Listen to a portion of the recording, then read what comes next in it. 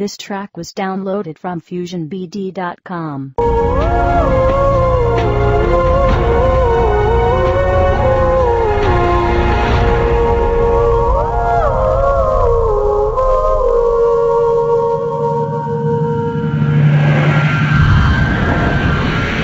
Booth FM, haunted by Airtel.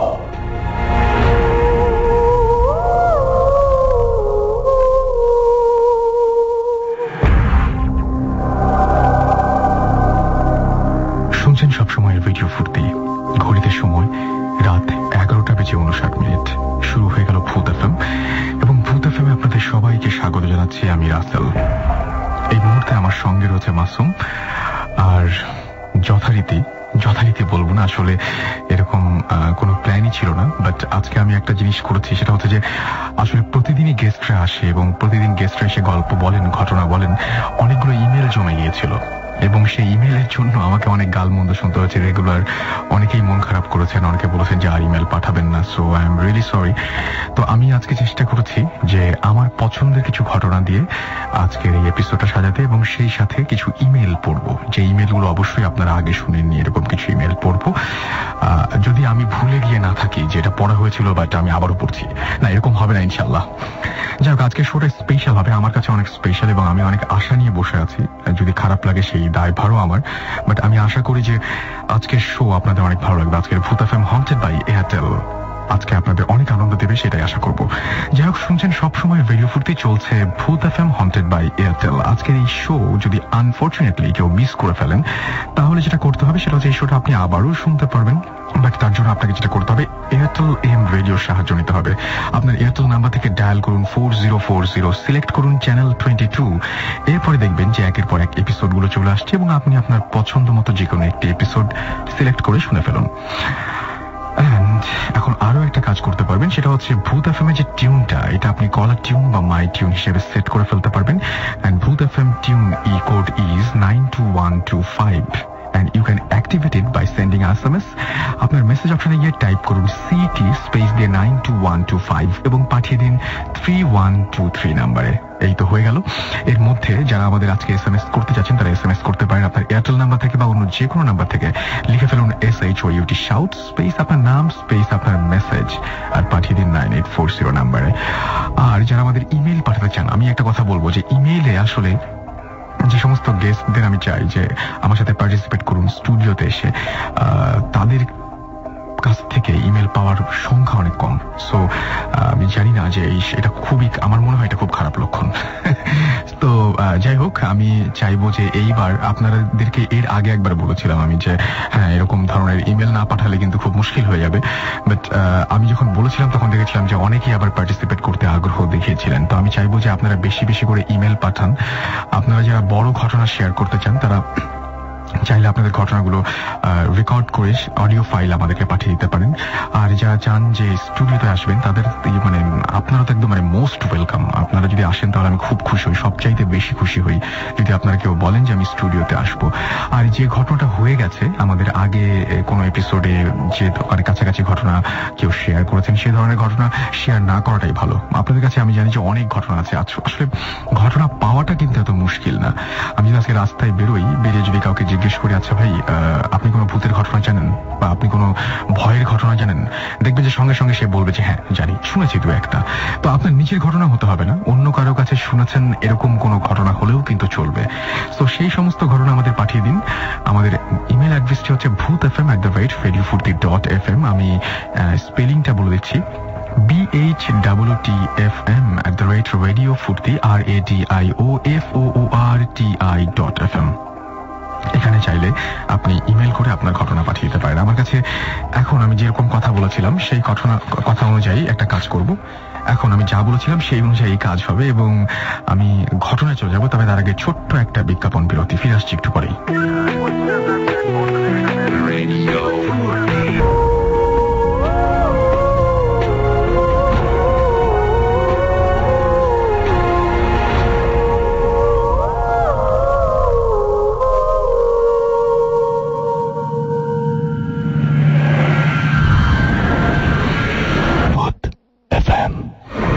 Haunted by Weirdo.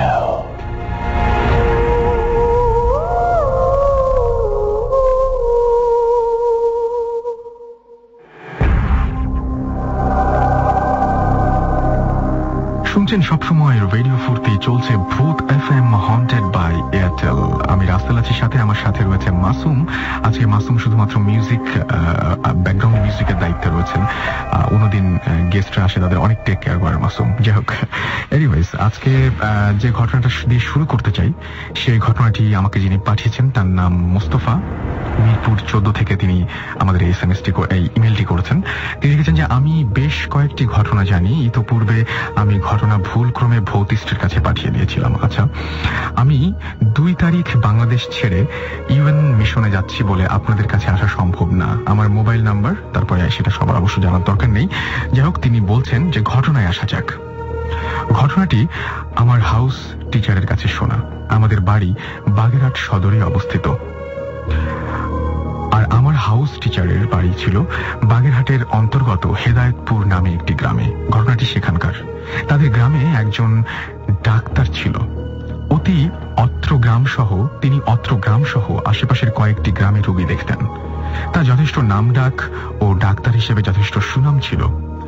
তিনি রাত বিরাতে গ্রামে গ্রামে রোগী দেখতেন। ডাক্তারের একজন বৃদ্ধ মা ছিল। একদিন খুবই বৃষ্টি ও বিদ্যুৎ চমকাচ্ছিল। রাত তখন 11টা কি 11:30 হবে। ডাক্তারের দরজায় কে যেন কড়া নাড়িয়ে ডাক্তারকে ডাকছে। ডাক্তার দরজা খুলে দেখল অপরিচিত একজন লোক, তার শরীর ভেজা। ডাক্তার তাকে জিজ্ঞেস করলো, কি ব্যাপার, আপনি কে? লোকটি বলল, আমার বাড়ি অমুক গ্রামে, ওই ইউনিয়নের একটি গ্রামের নাম বলল। আমার মা খুবই অসুস্থ, আপনি যদি দয়া করে আমার সাথে যান তবে হয়তোবা আমার মা বেঁচে যাবে। ডাক্তার যেতে রাজি হয়। ইতোমধ্যে ডাক্তারের মা শোয়া থেকে উঠে আসে।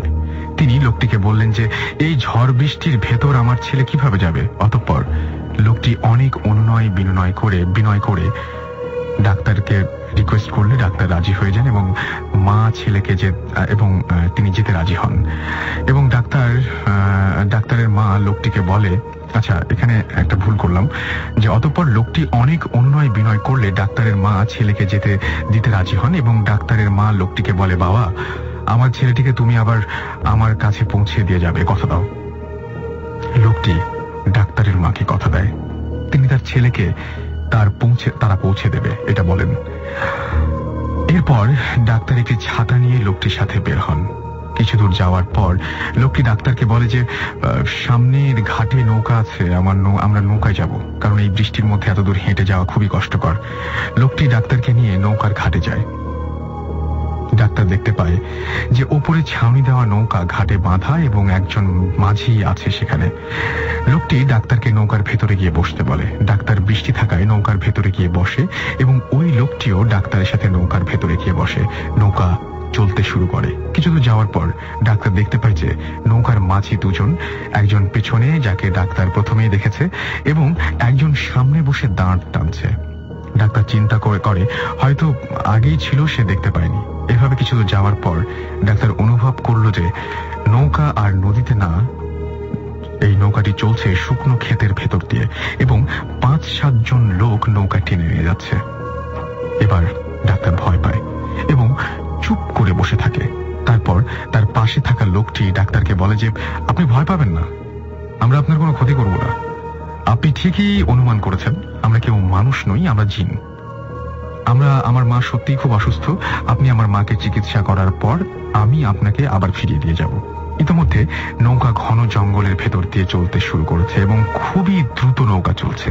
লোকটি ডাক্তারকে বলল, আমার পিতা আপনাকে অনেক কিছু লোভ দেখাবে, আপনি হাতে ধরে কোনো জিনিস বা সম্পদ নেবেন না।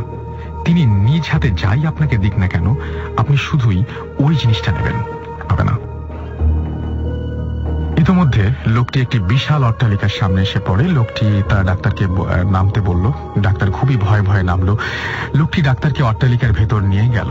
ডাক্তার ভেতরে গিয়ে দেখলো বিশাল একটি রুমে একটি সুন্দর খাটে একজন মহিলা চাদর গায়ে দিয়ে শুয়ে আছে। তার পাশে অনেক সুন্দর মহিলা ও লোকজন। ডাক্তার চিকিৎসা করলেন এবং লোকটিকে ডাক্তারকে তার পিতার কাছে নিয়ে গেলেন। সেখানে ডাক্তারকে খুবই আপ্যায়ন করা হলো। ডাক্তার ভয়ে কোনো কিছু খেতে চাইল না, কিন্তু ডাক্তারের সাথে করে যে লোকটি নিয়ে এসেছিল ডাক্তারকে, তিনি ডাক্তারকে অভয় দেবার পরে ভয়ে ভয়ে ডাক্তার অল্প কিছু খেলেন। এরপর ডাক্তারকে লোকটির পিতা অনেক টাকা, স্বর্ণ, হীরা, জহরত দেখিয়ে বললেন যে আপনার যা যা দরকার তা আপনি নিয়ে যান। তখন ডাক্তার কোনো কিছুই নিতে চাইল না। এরপর ডাক্তার বলে যে আমার কিছুই চাই না। তখন লোকটির পিতা তাকে একটি হীরার আংটি দেয় এবং বলে এই আংটিটি বিক্রি করবেন না, আপনার কোনো অভাব থাকবে না। এরপর ডাক্তারকে লোকটি চলে যেতে বলে এবং তাকে বলে যে আপনাকে পৌঁছে দেই, চলেন আপনাকে পৌঁছে দেই, মানে চলে যেতে বলে এবং ডাক্তারকে সেই লোকটি প্রস্তাব দেয় আর কি, যে চলেন আপনাকে পৌঁছে দেই। ডাক্তার লোকটির সাথে রওনা দেন। তখন লোকটি বলে আপনি পিছন দিকে তাকাবেন না, তাহলে আপনার ক্ষতি হতে পারে। ডাক্তার পিছন দিক থেকে অনেক পরিচিত লোকের ডাক শুনতে পায় এবং অনেক বাঘ, ভাল্লুক সহ বিভিন্ন হিংস্র প্রাণী দেখতে পায়। লোকটি তাকে বারবার অভয় দেয়। এক পর্যায়ে ডাক্তার অজ্ঞান হয়ে পড়ে। যখন জ্ঞান ফেরে তখন তিনি দেখেন যে তার মা তার পাশে বসে আছে। তখন ডাক্তার তার মার কাছে শুনতে পায় যে ডাক্তারের মা দরজায় কড়া নাড়ানোর শব্দ পেয়ে খুলে দেখেন ডাক্তার অজ্ঞান হয়ে পড়ে আছে। এরপর থেকে ডাক্তার রাতে কোনো রোগী দেখতে বের হন না এবং দিন দিন তার অনেক ধন সম্পদ বৃদ্ধি পেতে থাকে। এই ছিল ঘটনা।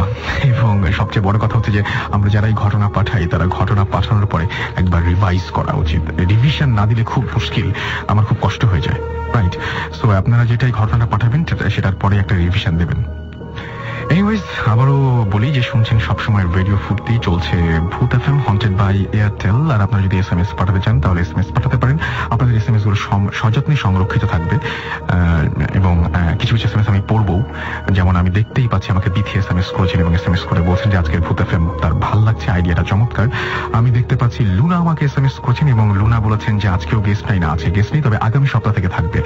আমাকে এছাড়াও দেখতে পাচ্ছি সবুজ এসএমএস করেছেন এবং সবুজ এসএমএস করে বলেছেন যে ঘটনা এখন পড়লাম সেটা মারাত্মক। আচ্ছা, পরবর্তীতে আরো কিছু মারাত্মক ঘটনা রয়েছে। আমি দেখতে পাচ্ছি আমাকে সবুর এসএমএস করেছেন এবং তিনি ভূত এফএম আসতে চান। আমি তো বলবোই যে অ্যাড্রেস দেয়াই আছে, ভূত এফএম @radiofurti.fm, নাম, ঠিকানা এবং ফোন নাম্বার সহ আপনার ঘটনা এখানে পাঠিয়ে দিন। আমি জ্যোৎস্নাকে এসএমএস করতে দেখতে পাচ্ছি এবং জ্যোৎস্না বলছেন যে তিনি ঘটনা পাঠাতে চান। একটু আগে ইমেল অ্যাড্রেস দিলাম। আমাকে দেখতে পাচ্ছি এছাড়াও রবিন এসএমএস করেছেন, তার এসএমএস তাই এখনো পড়া হয় না। এই মাত্র পড়ে ফেললাম আপনার এসএমএস। যাদের এসএমএস আমি পড়তে পারছি না, আই এম রিয়েলি সরি যে আমি অনেকের এসএমএস হয়তো মিস করে যাচ্ছি। আমাকে এসএমএস করেছেন সাগর এবং সাগর এসএমএস করে বলছেন তিনিও ভূত এফএমে আসতে চান। আমি আপনাকে কি বলে ধন্যবাদ দিব জানি না। যারা ভূত এফএমে আসতে চান, এমনকি বাইরে থেকেও আসতে চান, তারা কিন্তু ইচ্ছা করলেই একবার আসার কথা বলেই দেখুন না কেন, তারপর দেখুন না কি হয়। এনিওয়েজ, আমরা আবার পরবর্তী ঘটনায় চলে যাব। আরো একবার বলি, শুনছেন সব সময় রেডিও ফুর্তি, চলছে ভূত এফএম হন্টেড বাই এয়ারটেল।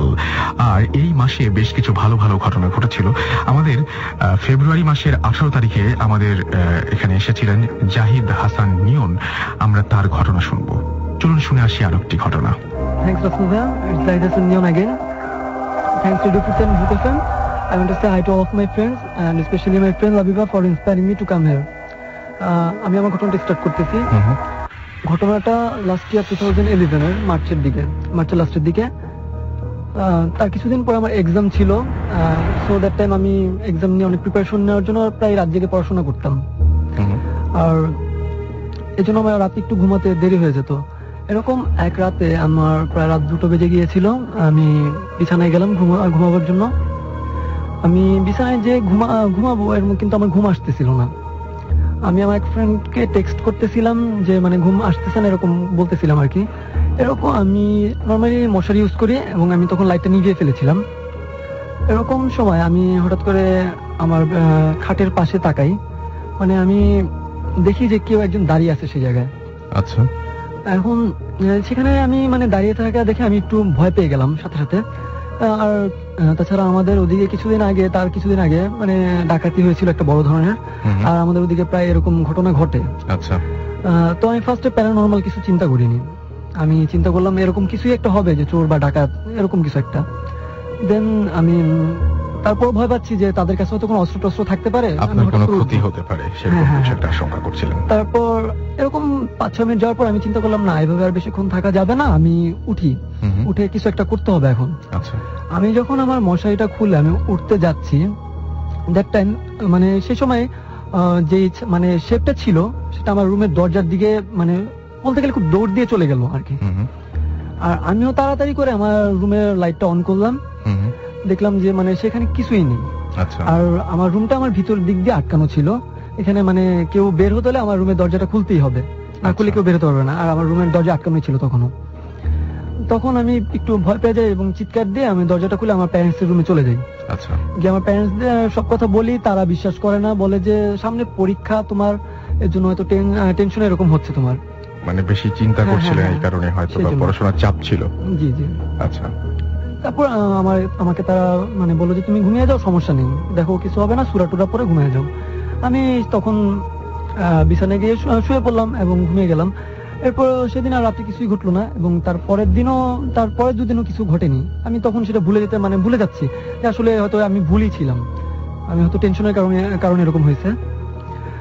তারপর 2 দিন পরে একদিন আমি ডিনার শেষ করে আমি হচ্ছে আমার মানে ওয়াশরুমের দিকে ওয়াশরুমে গেছি। এখন বেসিনে যে আমি হাতটা ধোয়া শেষে এখন আমি মুখ ধুচ্ছিলাম। আমার এমন সময় মুখ ধুয়ে আমার মানে বেসিনের সামনে আয়না ছিল, ওইখানে আমার চেহারা দেখা যাচ্ছে। এখন চেহারার সাথে সাথে পিছনে আমি তাকিয়ে দেখি যে আমার পিছনে ফ্রিজ ছিল আর ওয়াশরুমের লাইট যেহেতু জ্বলছিল, মানে আলোতে বোঝা যাচ্ছিল যে মানে এখানে সবকিছু মোটামুটি ক্লিয়ার দেখা যাচ্ছিল। স্বাভাবিক, আয়নাতে ক্লিয়ার দেখা যাবে এবং যদি আলো থাকে তাহলে অবশ্যই ক্লিয়ার দেখা যাবে। দেখি যে আমি মানে প্রায় 6 ফিট 2 or 3 ইঞ্চি এরকম লম্বা একটা মেয়ে, বলবো না বিভৎস কোনো চেহারা, আচ্ছা, বাট ফ্যাকাশে টাইপের কোনো একটা, মানে একদম ফ্যাকাশের মতো পুরো। তার হচ্ছে চুলগুলো অনেক বড় বড় ছিল আর তার ড্রেসটা আমি কালারটা বুঝতেছিলাম না আসলে সে কি কালার ড্রেসটা পরছে। মানে সে সম্পূর্ণ আমার দিকে তাকিয়ে ছিল। আমি পিছে ঘুরে তাকায় দেখি যে আসলে কিছুই নেই সেই জায়গায়। আমি খুব জোরে চিৎকার করে উঠি এবং সাথে সাথে সেন্সলেস হয়ে পড়ে যাই তখনই। তারপর হচ্ছে আমার প্যারেন্টসরা আসে, আমাকে তারা হচ্ছে জ্ঞান আসার পর জিজ্ঞেস করতেছে কি হলো। আমি তাদের কাছে সবকিছু খুলে বললাম যে আসলে এরকম ঘটছে, সেদিন তো তোমরা বললা যে এরকম আসলে কিছু না, কিন্তু আমি তো আবার দেখলাম জিনিসটা। বলতেছে যে আচ্ছা ঠিক আছে, এটা দেখা যাক কি করা যায়। আমি সেদিন রাতে তাদের সাথেই ঘুমালাম, তাদের রুমেই। পরের দিন আমাদের এক রিলেটিভ, তিনি পরেশ গেট টাইপের একটু গ্রামের বাড়ি থেকে আসছেন। উনি হলো যে এইসব উনি প্যারানরমাল অ্যাক্টিভিটি সম্পর্কে অনেক পুরানো ধারণা আছে এবং উনি অনেক এগুলোকে সলভ করছেন আর কি। আচ্ছা, ওনাকে বললো সবকিছু, উনি আমাকে একটা তাবিজ দিল। তাবিজটা আমি পড়ছি, তাবিজটা পড়ার পরে আমার আর কিছু হয় নাই, এরকম কিছু হয় নাই। বাট 1 সপ্তাহের মতো পরে আমি তাবিজটা একদিন রাত্রে খুলে ঘুমাইছি, আর পড়িনি, খুলে ঘুমাইছি। সেদিন রাত্রে মানে খুলে ঘুমিয়েছে নাকি ভুলে গেছিলেন? মানে ভুলে আর কি, আসলে ভুলেই মানে খুলে ঘুমিয়েছিলাম। আচ্ছা, এখন আমার রুমে ডিম লাইট জ্বলতেছিল তখন। আমি ফোনে কথা বলতেছিলাম এক ফ্রেন্ডের সাথে। কথা বলার শেষে আমি ফোনটা রেখে মানে আমি এক কাত হয়ে শুয়েছিলাম, অন্য কাতে আমি মানে ঘুরছি। জাস্ট ভাইয়া সেখানে মানে কি বলবো, একটা হাত শুধু, আর কি শুধু একটা হাত। হ্যাঁ, আর সে হাতটা মানে কিরকম, মানে সাপের যে স্কিনটা আছে না এরকম দেখতে আর কি হাতটা। এবং সে হাতটা দেখার সাথে সাথে সে হাতটা আমার মানে মুখ চেপে ধরলো, নাক মুখ চেপে ধরলো একেবারে। আমি ডান কাতে শুয়েছিলাম, ফার্স্টে বাম হাত দিয়ে আমি ধরি হাতটা, আমি মানে পারতেছিলাম না তার সাথে। This track was downloaded from FusionBD.com.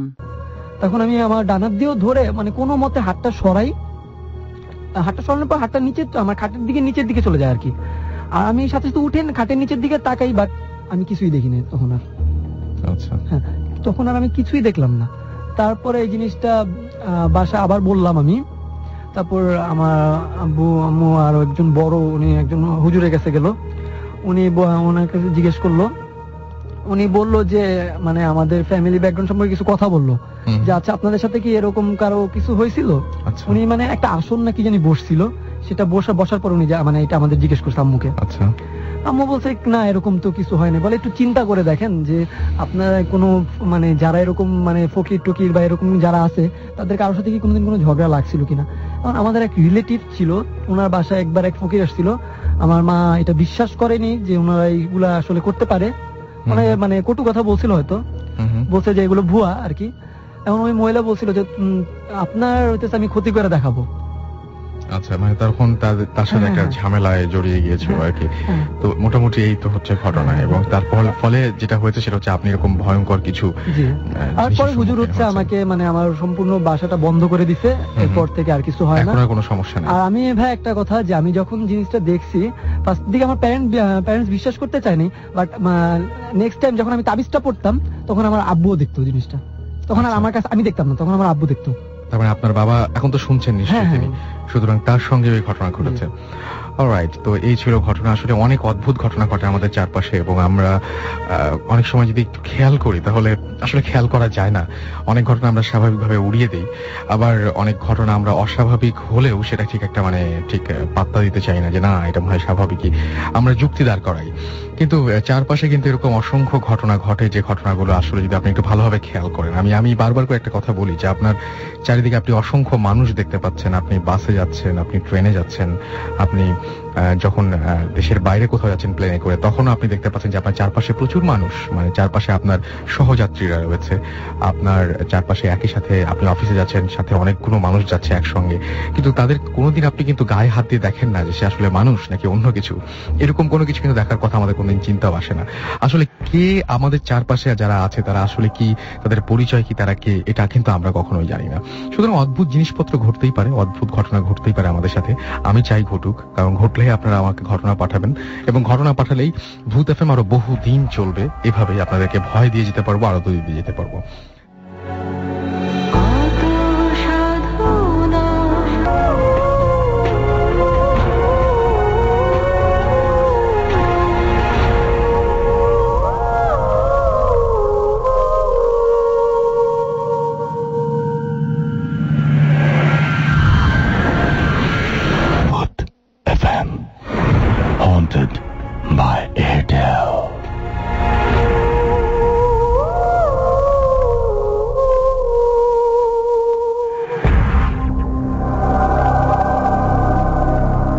শুনছেন সবসময় রেডিও ফুর্তি, আর চলছে ভূত এফএম হন্টেড বাই এয়ারটেল। সাথে আছি রাসেল, আমার সাথে রয়েছে মাসুম। এবং একটু আগে যে ঘটনাটা শুনলেন, আমি আশা করবো যে সবার অনেক বেশি ভালো লেগেছে। আমি পরবর্তী ঘটনায় যাব, তবে তার আগে ছোট্ট একটা বিরতি।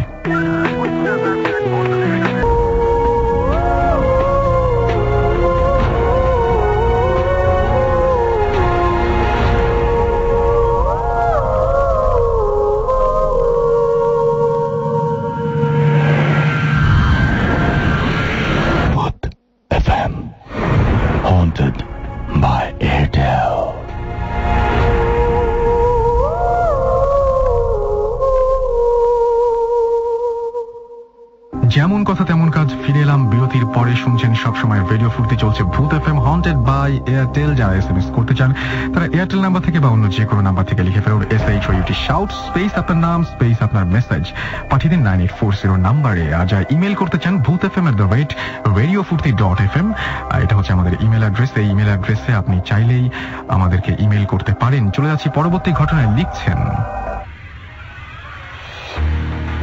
আমার নাম আরাফাত হাসান, এবং আমার পক্ষে ভূত এফএমে আসা সম্ভব নয়। আমি চাই আমার ঘটনাটি পড়ে শোনানো হোক।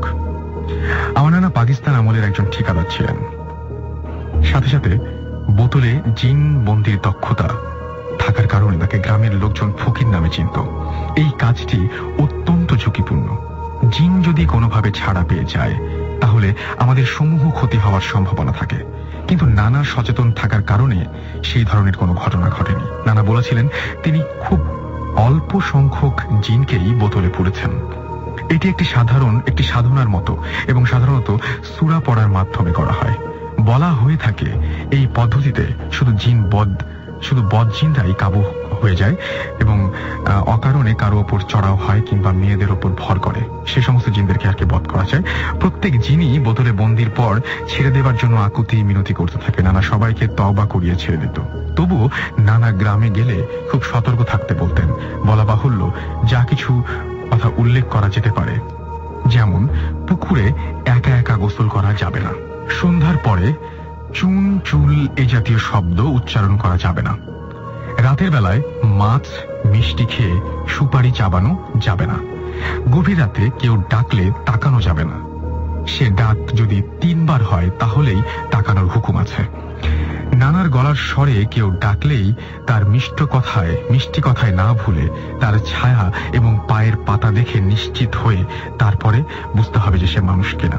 নানি ভয়ে সন্ধ্যার পরে বের হতো খুব কম, আমাদেরকেও দিত না। আমরা ছোট মানুষ ভয় থেকেও রাতের আধারে গানের কলি খেলার ঝোঁকটাই বেশি ছিল।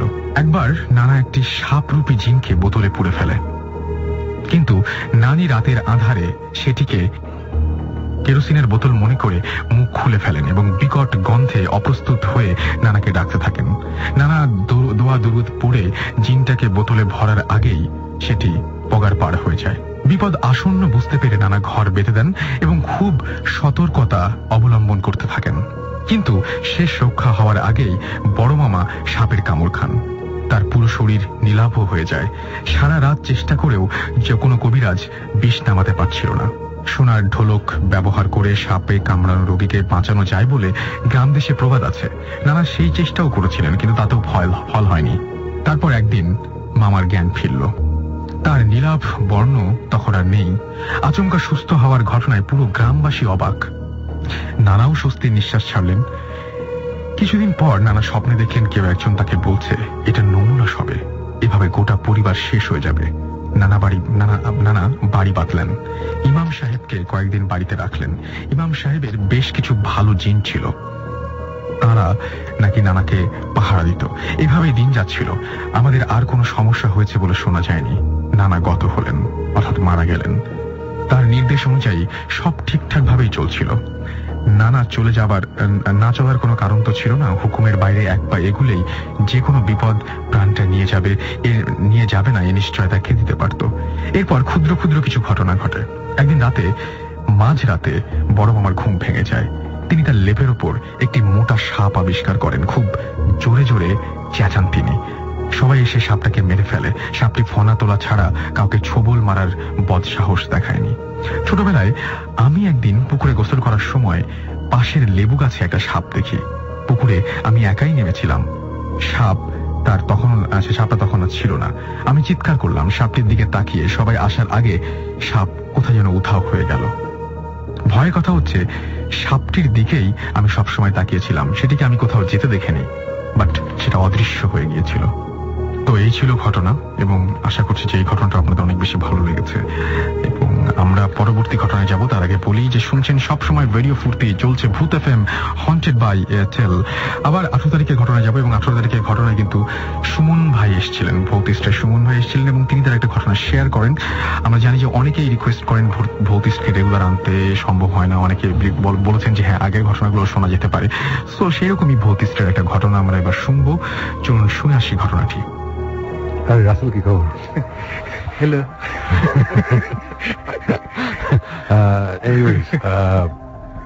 যা বলছিলাম আর কি, আপনারা শুনছেন ভূত এফএম। আজকে অ্যাকচুয়ালি কোনো স্টোরি নেই আমাদের। আমরা অ্যাকচুয়ালি লাস্ট কয়েকদিন ধরে খুব ওই ভৌতিস্টের কাজ নিয়ে প্রচন্ড বিজি, বিকজ একটা ঘোষণা দিয়েছি সিরিয়াসলি যে 26শে মার্চ দেশ টিভিতে হোপফুলি ভৌতিস্ট অন এয়ার হচ্ছে। সো এটা নিয়ে আমরা অ্যাকচুয়ালি এই মুহূর্তে অনেক বিজি আছি। এবং আপনারা যারা অনেকেই জানেন না তাদের বলি, সেটা হচ্ছে যে আমাদের ভৌতিস্টের শুট হওয়ার পরে আমাদের প্রায় 2 টেরাবাইটের একটা হার্ড ড্রাইভ পুরোপুরি ক্র্যাশ করে। অ্যাকচুয়ালি পুড়ে যায় হার্ড ড্রাইভটা। ওখান থেকে ডেটা কিছু রিকভার করা গেছে, but most of the data নাই। সো যে কারণে আমাদের অনেক কিছু আবার নতুন করে শুট করতে হয়েছে নাটকগুলো। বাট রিয়েলিটি টিভি শোর যে পার্টটা, ইনভেস্টিগেশনটা তো নতুন করে শুট করা যায় না। সো ডেফিনেটলি আমাদের নতুন কেস নিতে হয়েছে just to fill up the blanks আমাদের অনুষ্ঠানের জন্য। সো যে কারণে অনেক দেরি হলো। সো বাট হোপফুলি এবার আসলেও ভৌতিস্ট আসছে এই মার্চ মাসেই ইনশাল্লাহ। এখন অ্যাকচুয়ালি নতুন স্টোরির তেমন কিছু নেই, বাট আমরা সামনে একটা ইনভেস্টিগেশনে যাচ্ছি, সেটা নিয়ে একটা হালকা কথা বলতে পারি। হ্যাঁ, সেটা হচ্ছে যে ফার্স্ট অফ অল আমার তো অনেকেই জানে আমার এভরি মান্থেই অলমোস্ট আমার ডক্টরের কাছে যেতে হয় সিঙ্গাপুরে। সো আমার সামনে একটা সিঙ্গাপুরের ডক্টরের একটা ডেট ছিল, ফিক্স করা ছিল যে ওই সময় যেতে হবে। সো তখন এদিক দিয়ে হঠাৎ করে একদিন জিব্রান এসে আমাদের একটা নিউজ দিল যে মালয়েশিয়াতে কুয়ালালামপুরের কাছে বিচের পাশে, এটা কুয়ালালামপুর টাউনের, এটা পাশে সাইবরজয় পুত্র ওরকম করে একটা জায়গা, আমি এক্সাক্ট লোকেশনটা জানি না, বাট জায়গাটা চিনি আর কি। সো ওখানে নাকি একটা রিসোর্ট আছে, রিসোর্টটা হচ্ছে ছোট ছোট অনেকগুলো কটেজ টাইপের আর কি, ভিলা টাইপের আর কি। হ্যাঁ, সো বিচের পাশে সবগুলো সেপারেট, মানে একটার সাথে আরেকটার কানেক্টেড না, কাছাকাছি আর কি, বাট কানেক্টেড না আর কি, মানে এক বিল্ডিং এর দুইটা সেপারেট কটেজেস আর কি। হ্যাঁ, সো ওখানে স্পেসিফিক একটা কটেজ আছে যেটা নিয়ে মানে ভয়ঙ্কর সব কাহিনী, আমরা জীবন এসে কিছু নিউজ দিল, তারপরে আমরা খোঁজ খবর নিলাম, তারপর বের হলো যে অ্যাপারেন্টলি একটা কটেজের মধ্যে একটা সুইসাইড হয়। যেই কটেজে সুইসাইড হয় ওই জায়গাতে নাকি অনেক আগে বেশ কিছু খুন হয়েছিল আর কি। আচ্ছা, মানে তখন ওই কটেজটা হয়নি, এটা অনেক আগের কথা, তখন ওই বিচের ওই সেক্টর নিয়ে খারাপ ছিল। সো অনেকটা এরকম যে মানুষজনকে ওখানে আয় না খুন করে মানে বডি ফেলে রেখে চলে যাওয়া হতো, তার মানে একটু দূরে, এই কারণে হয়তো সুবিধা হয়, এরকম কোন একটা ব্যাপার আছে। সো তারপরে ওখানে ইয়েটা হয়, হোটেলটা হয়, রিসোর্টটা হয়, হওয়ার পরে ওই কোন একটা কটেজের মধ্যে একটা সুইসাইডও হয়।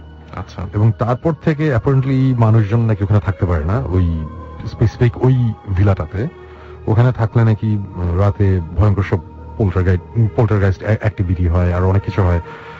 সো জিনিসটা বেশ ইন্টারেস্টিং লাগলো আমাদের কাছে। সো তারপরে এখন জিবরান এখন কাজ করছে এডিটিং এ, জিবরান বেশ দৌড়ে পড়াচ্ছে, আরো কিছু কাজ আছে তার পার্সোনাল, সো সে যেতে পারবে না, বাট সাকিব যাচ্ছে। সো আমাদের এখন ব্যাপারটা যে আমরা অ্যাকচুয়ালি সিঙ্গাপুরে যাচ্ছি, সিঙ্গাপুরে ইনফ্যাক্ট জুডাস প্রিস্টের কনসার্ট হয়, আমরা জুডাস প্রিস্টের কনসার্টও দেখবো, আমার ডাক্তারের কাছে সারবো, তারপরে ফেরার সময় আমরা অ্যাকচুয়ালি মালয়েশিয়া হয়ে ফিরছি দুজন, তার মানে আপনি এবং আমরা দুজন যাচ্ছি।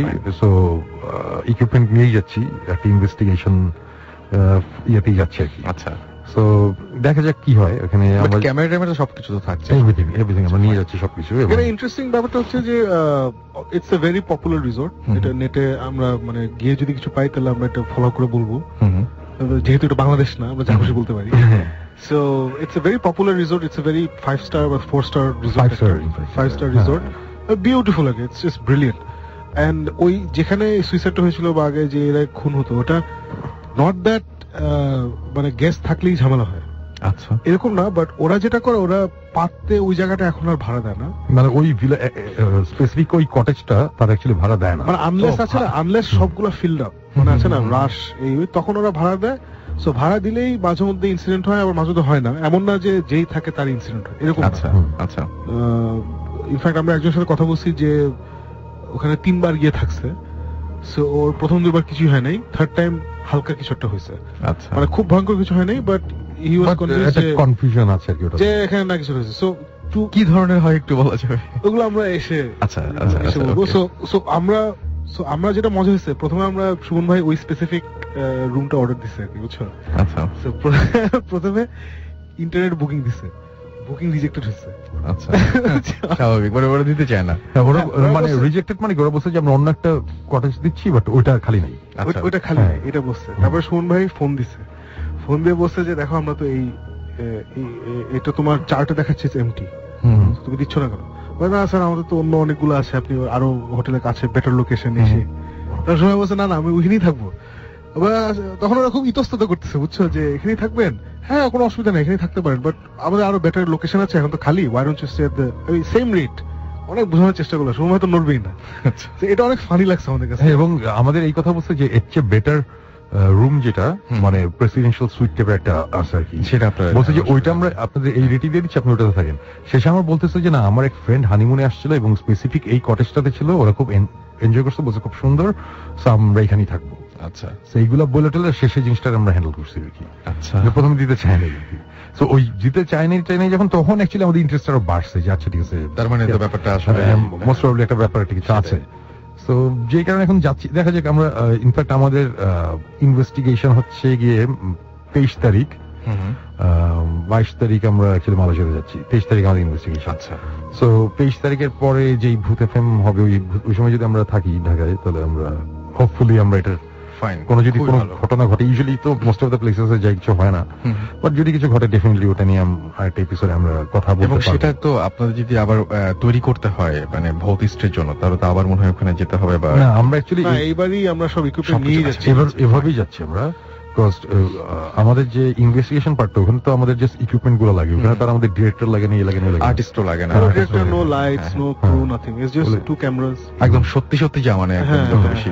সো আমরা ওইভাবেই প্রিপেয়ার্ড হয়ে যাচ্ছি, গিয়ে আমরা ওইভাবে ইয়ে করবো যদি কিছু হয়। মানে দুজন মিলে না, মানে এর আগে এরকমও তো হয়েছে, দুজন আমরা আরো জায়গায় গেছি, অথবা একজন আমি একাও গেছি। সো ওইসব নিয়ে আর চিন্তা করার এখন আর টাইম নেই, মানে অনেক তো হইলো, 3 বছর ধরে তো ধরে। আমি ফ্র্যাঙ্কলি বিদেশ যাচ্ছি একটা জায়গায়, ওখানে যে হবে আমি প্রথম থেকে সময় বলছি যে ওখানে কিছু হবে না, it's probably waste of time, but then সময় বলছে ওয়েস্ট অফ টাইম হলে কি হয়েছে, রিসোর্টে থাকলাম আচ্ছা এক রাত, সেটাই এক রাত না একটু বেশি টাকা খরচ করলাম, বেশি টাকা খরচ করে থাকলাম একটা রিসোর্টে, সেটাই অন্য মানে সবচেয়ে মজার ওয়ার্স্ট কেস সিনারিও আমরা একটা ভৌত স্টোন হলিডে একটা স্পেশাল করব। বাট সবচেয়ে মজার পার্টটা এটা যে ওই যে যেটা শুনেছেন, শোনার পরে ওরা ওটা দিতে চায় না, মানে এমটি একটা জায়গা না দিতে চাওয়ার কোনো কারণ নাই।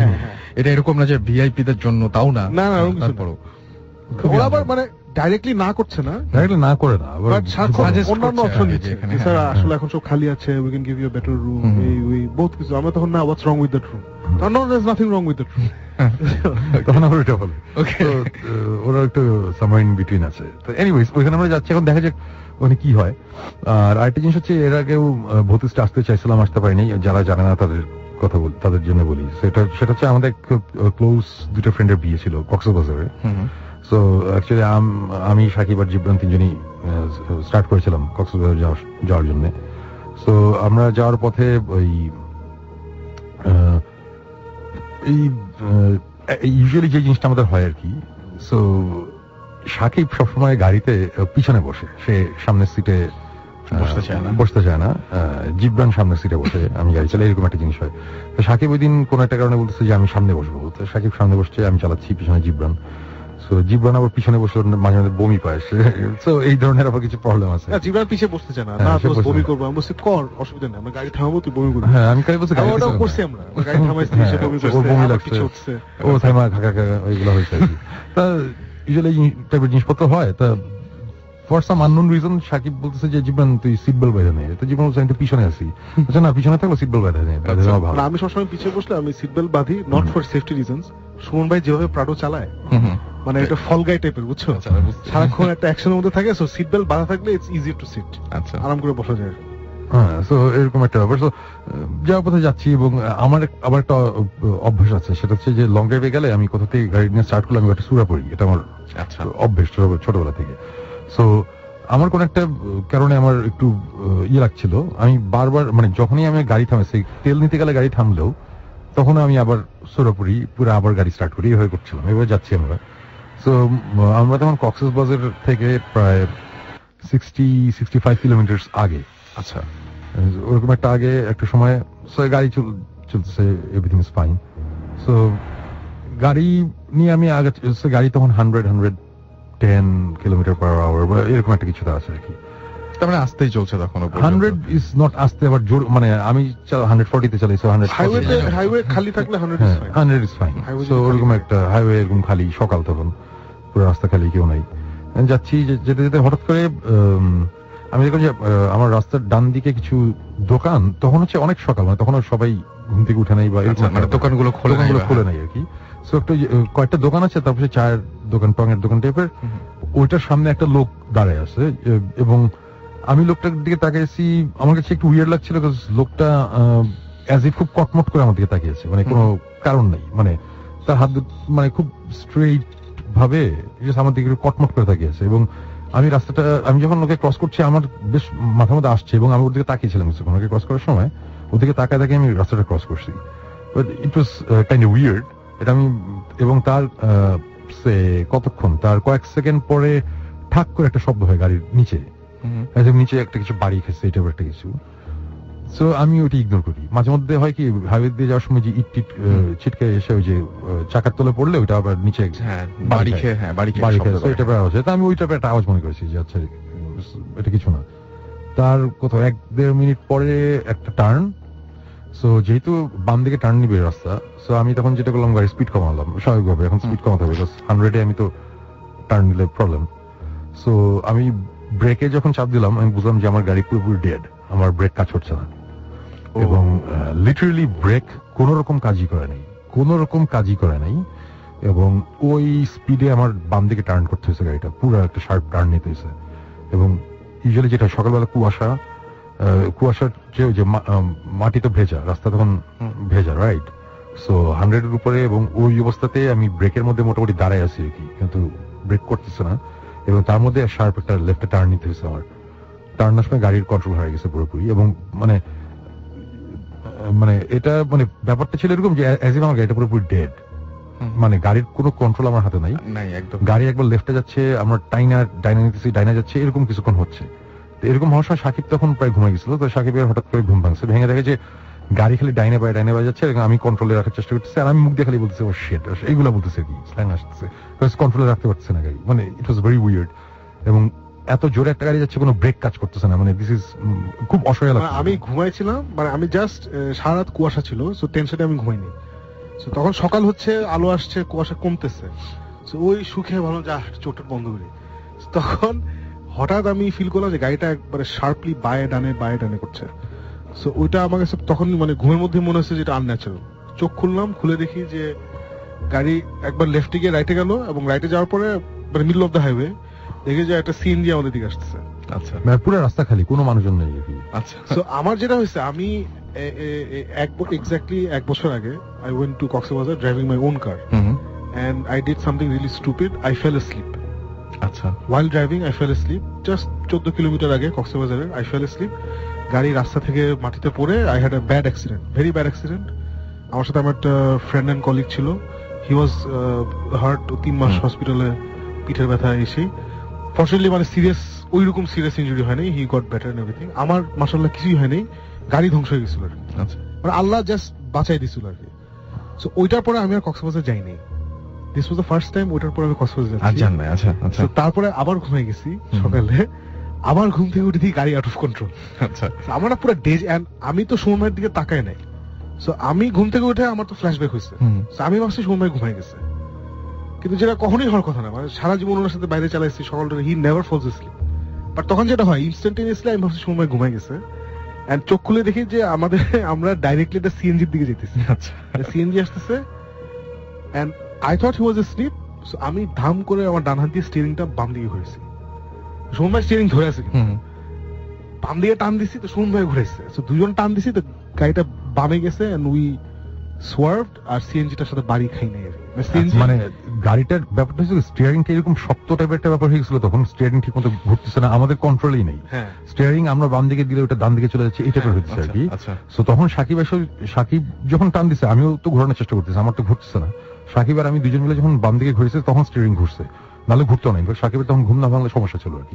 অথবা সিএনজির সাথে হেড টু হেড একটা কলিশন হতো আমাদের।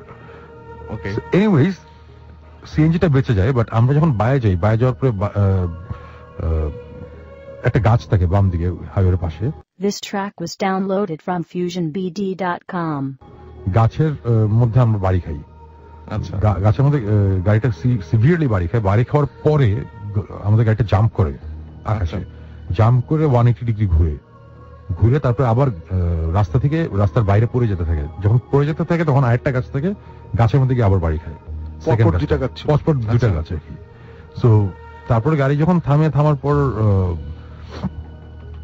আলটিমেটলি যেটা হয়েছে যে আমাদের কারো তেমন কিছু হয় নাই। আমার বুড়ি বেয়ে বাড়ি খেয়েছি, পেজে ঘাড়ে এই একটা হাত কাটছে, মানে টুকটাক ব্যথা পাইছি আর কি। সাকিবেরও তেমন কিছু হয় না, আঙ্গুলে একটু ছিলছে, আর জিপ ব্যানের কিছুই হয় নাই। আমরা বেঁচে গেছি, বাট গাড়ি পুরোপুরি ধ্বংস, মানে ধ্বংস মানে আমার প্রাডো, এবং এটা এই দুঃখে আমি এই কয়েকদিন আছি, আমার গাড়ি নেই এখন। বাট এই আলটিমেটলি যেটা হয়েছে যে আমরা বেঁচে গেছি, বাট আমাদের গাড়ির ছবি যদি কেউ দেখে, ইনফ্যাক্ট আমার ফেসবুকে অনেক ফেসবুক ফ্রেন্ডস আছে, তারা অলরেডি দেখছে আমার গাড়ির কি অবস্থা। এটা ভয়াবহ, এবং আল্লাহ জাস্ট আমাদের ওই দিন বাঁচাই দিচ্ছে আর কি। জাস্ট মানে কিভাবে বাঁচি জানি না, বাট বেঁচে গেছি। এবং সেম 1 বছর আগে সাকিবের সেম একটা জিনিস হলো, কিন্তু এটা খুব অবাক লাগছে। আলটিমেটলি যেটা হচ্ছে যে আমরা গাড়ি ছাড়ার পরে আমি আমার অফিসে কল দিচ্ছি, আমার এজেন্ট আসছে, এসে এই গাড়ি নেওয়ার ব্যবস্থা করছে, আরেকটা গাড়ি এনে দিচ্ছে। আমরা ওটা নিয়ে আমরা তখনও চিন্তা করছি আমরা কক্সবাজার যাবো, আমাদের ফ্রেন্ডের বিয়া, ওইখানে আমরা যাবো। এবং ওই দিনই বিয়ে। আচ্ছা। এবং মানে আমরা দুই ফ্রেন্ডের বিয়ে, মানে এক ফ্রেন্ড আরেক ফ্রেন্ডকে বিয়ে করছে, সেরকম একটা ব্যাপার আর কি। যেই ছেলেটার বিয়ে হচ্ছে, এই ছেলেটা 1 বছর আগে সাকিবের সাথে গাড়িতে ছিল, যেখানে আমি তো সবই বুঝতে তুমি তো জানো, তারপর আমি দর্শকদের জন্য বলছি। এবং আমরা তারপর একটা গাড়িতে উঠি, আরেকটা গাড়ি আসে, আমার এজেন্ট একটা গাড়ি নিয়ে আসে অফিসের, ওই গাড়িতে করে আমরা কক্সবাজারের দিকে স্টার্ট করি। কিছুক্ষণ পর যাওয়ার পরে গাড়ির টায়ার পাংচার হয়ে যায়।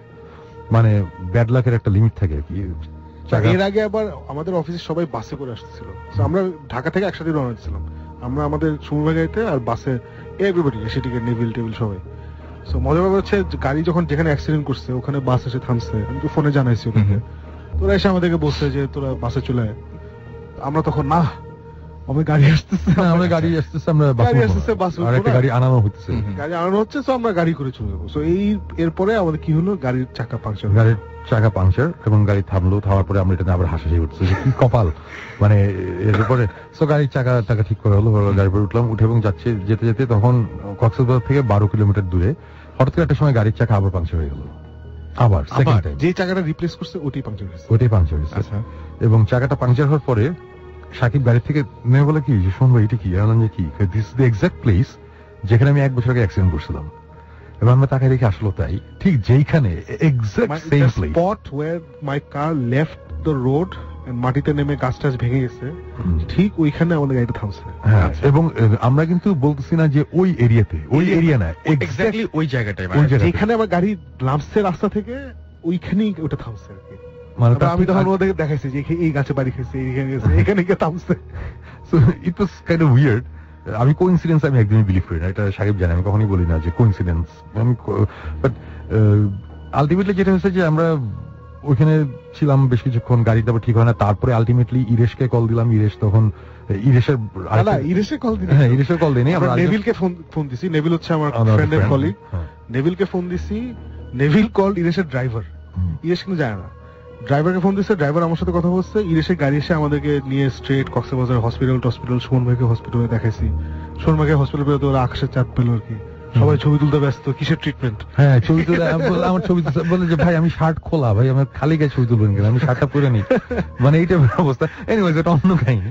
এগুলা হয়ে তারপরে ফাইনালি আমরা হোটেলে গেলাম, গিয়ে গাড়িটা ছাড়লাম। তো হোটেলে আমরা যাচ্ছি, যখন গিয়ে আমরা ডিসাইড করছি যে হোটেলে ব্যাগ রেখে আমরা খেতে যাচ্ছি, তখন ইলিশের দেখা হচ্ছে। ইলিশ এসে আমার কি জানি বলার জন্য প্রিপেয়ার হচ্ছে। আমি বলছি দোস্ত এখন টাইম নেই, খাইতে যেতেছি, আসে কথা হবে। তো ও খুব খেপছে, এইভাবে ওকে ইয়ে করলাম কেন। তবে সে গিয়ে আমার অন্যান্য ফ্রেন্ডদেরকে বলছে যে হ্যাঁ রকস্টার গুলো আসছে, কি মুড একজনের। ওরা বলে হ্যাঁ ওরা তো একটু ইয়ে হবে, ওদের অ্যাক্সিডেন্ট হয়েছে।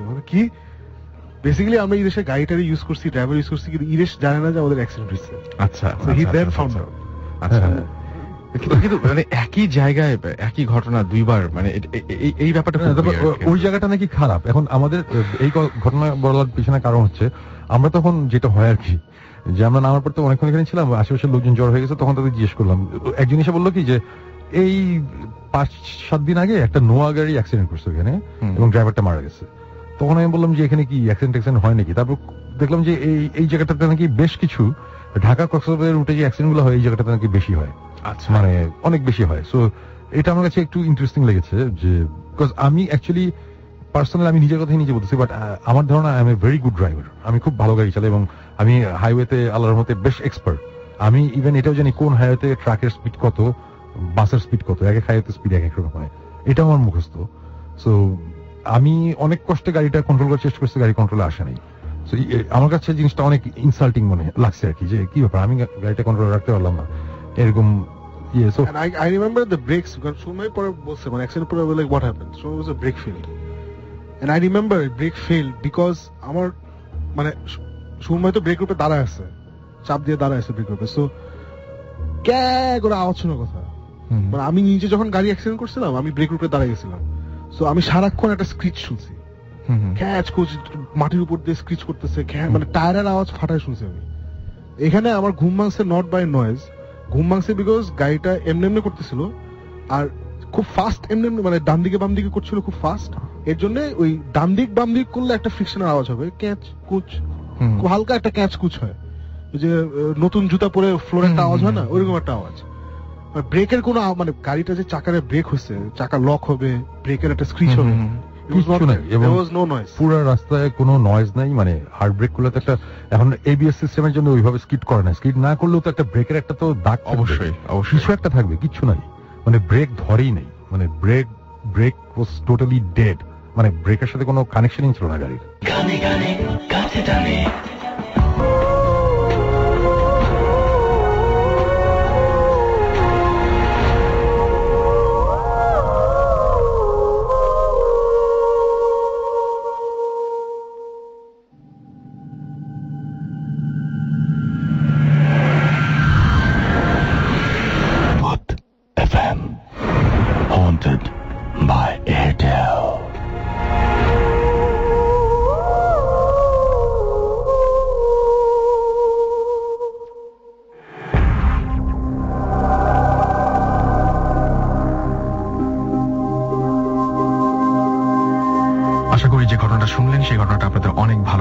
শুনছেন সবসময় রেডিও ফুর্তি, চলছে ভূত এফএম হন্টেড বাই এয়ারটেল। পরবর্তী ঘটনায় যাওয়ার আগে ছোট্ট একটা বিরতি।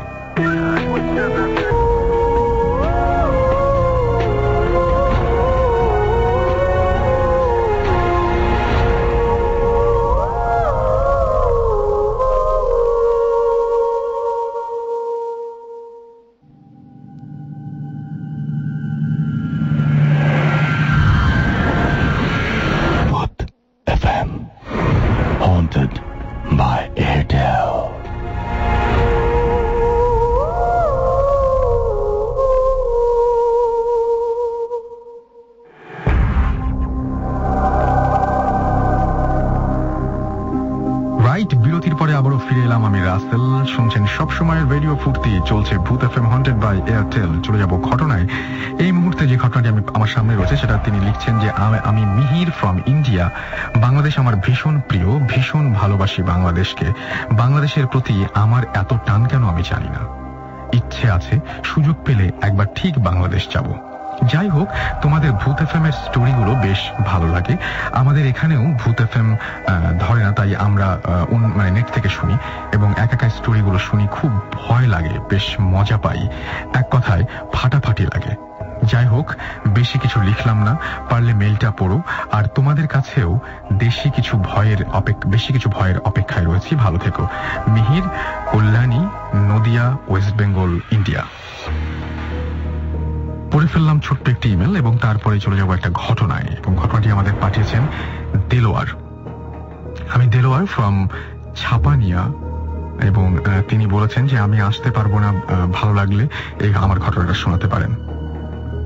লিখছেন দেলোয়ার, আমাদের গ্রামের পাশ দিয়ে একটি কাঁচা সড়ক সরাসরি যুক্ত ছিল ফরিদপুর থানার সাথে। সড়কটি ছিল 3টি গ্রামের কৃষকদের জমির মাঝ বরাবর। 1971 সালে মুক্তিযুদ্ধের কোনো এক সময় পাকিস্তানি সৈনিকদের একটি ছোট বাহিনী সেই রাস্তা দিয়ে গ্রামে প্রবেশ করার চেষ্টা চালিয়েছিল, কিন্তু আমাদের গ্রামের সাথে রাস্তাটির সংযোগ সড়কের একটি অংশ কাটা থাকায় তারা গ্রামে প্রবেশ করতে ব্যর্থ হয়। তারা সড়ক বরাবর থানার দিকে এগিয়ে যায় এবং স্বল্প সময়ে তাদের হত্যাযজ্ঞ চালিয়ে মৃতের সংখ্যা কেউ বলতে পারে না, কারণ পাকিস্তানি সৈন্যরা হত্যা শেষে লাশগুলোকে রাস্তার পাশে একটা গভীর কুয়ার মধ্যে ফেলে দিয়ে যায়। কুয়াটা ছিল একটি হিজল গাছের পাশে। সেই হিজল গাছের আশেপাশে 2-3 মাইল শুধুই কৃষি জমি, কোনো বাড়িঘর নেই। সেই কুয়োর কোনো নিশানা আজ পাওয়া না গেলেও হিজল গাছটা ঠিকই সাক্ষী হয়ে আছে সেই নৃশংস হত্যাযজ্ঞের। সেই হিজল গাছ আর কুয়ো নিয়ে অনেক গল্প চালু আছে গ্রামে। রাতের বেলা অনেকেই নাকি এই গাছের পাশ দিয়ে যাবার সময় পানি পানি বলে আর্তনাদ করে। আজও নাকি হিজল গাছের পাশ দিয়ে আসার সময় মানুষ পথ হারিয়ে ফেলে। হিজল গাছ থেকে গ্রামের দূরত্ব আধা মাইলের মতো। ফরিদপুর থেকে রাতের বেলা বাড়ি ফেরার সময় অশরীরী কণ্ঠ শুনেছে এমন অনেক মানুষের দেখা পাওয়া যায় গ্রামে। এমনকি রাতের বেলা গ্রামে ফিরতে গিয়ে আধা মাইল পথ সারা রাতেও পার হতে পারেনি, এমনও অনেকের ঘটনা রয়েছে। যাই হোক, গ্রামে আমাদের আড্ডা।